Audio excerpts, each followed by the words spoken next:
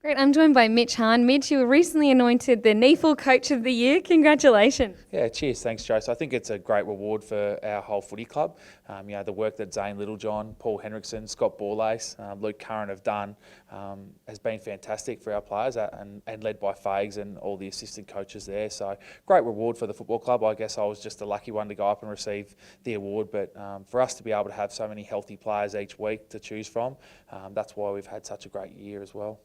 So Sydney gave us a big scare though in that last game against them in Sydney. Just tell us a bit about it. Yeah, they started off really well. I think it was a big day for their football club with a couple of retirees and Lance Franklin playing his 300, so they were really up for the fight. And we played at an oval that we've never played at before in Tramway, which is the Swans training ground, so they're sort of home base. And they came out with a real energy and focus in the first quarter and knocked us about a little bit, which is similar to what the finals footy is going to be. So we're going to have to improve in that first quarter to get that done. But we slowly, over the journey of the day, got better and we were able to kick a good score in the last quarter and ran over the top of them.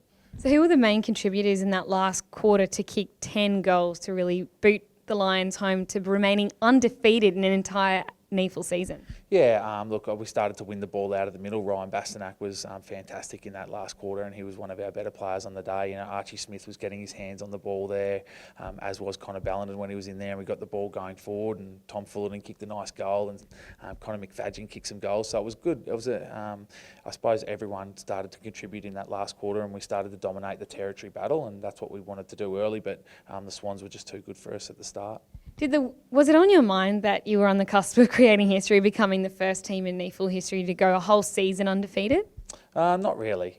Again, it's probably a boring answer, but we just wanted to continue to focus on our process and our continual improvement, and we've been able to achieve that this year. So it's not winning is great, but as long as we're continuing to improve as a football club and individuals are getting better, and that's what our main focus is. So we're more pleased with that, and then the rewards come at the end. What we've been able to do now is give ourselves an opportunity to play finals football, and it starts again now. So the next couple of weeks are going to be very, very hard and difficult because everyone's on the same playing field now. And just tell us that it's really special because the AFL and NEAFL are both making finals for the first time. The AFL for the first time in a decade, but is it quite special to kind of share the next couple of weeks together? Absolutely. I think we've been in the finals the last 2 years as a NEAFL group, and it's been a little bit challenging with the seniors going out, even though that they've been improving. So this year for us all to be in it together is fantastic, and there's a real vibe around the club and a real energy and an excitement about what can be achieved. And the guys know that it's going to be difficult, and it's a lot of new learning experiences for players, which is fantastic for our group. We're getting a lot of growth and a lot of good learning for guys that haven't been in this situation before. So there's a lot of questions, a lot of teaching, a lot of learnings, and we're going to take a lot out of it. Is it also with the finals though for NEAFL? It's quite interesting because if we come up against a team that isn't an AFL club, we actually have to top up with academy players. Have you sort of been in discussions about what we might have to do there? Yeah, the rules are the rules, and we know those going into the season around the NEAFL. So if we face a state league team, we can only play 16 listed players, and at the moment we probably have 24 to pick from. So there's going to be some, we've spoken about that. We've been open with the players if that occurs.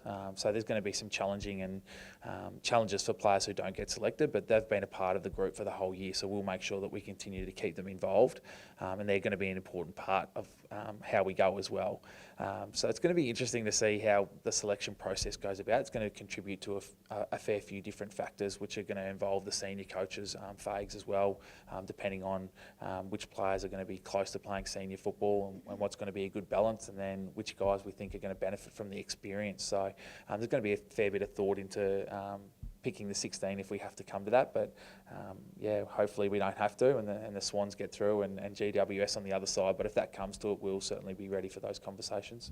And I guess one of the really encouraging factors is that some of the players who have played a lot of NEAFL still have the opportunity to get an AFL chance, because on the weekend we had Cedric Cox come in for the last game of the year after not playing AFL footy in a long time, and he looked right at home. Yeah, and that's really important to make sure that if something, touch wood, nothing does to our senior players, but the guys are ready at the lower level to be able to step in and play their role. So that's certainly something that we've been focusing on. And across the journey of the AFL, there's many stories of guys who have come into teams late within finals. You can ask Hodgie about and Hawthorn, Brent Renouf, and there's a lot of different guys. Aaron Keating, who played 3 games in a grand final, so that you can go through the history and find out a lot of different players that come in just for those finals games, and we've just got to make sure that they're ready to go if that's the case.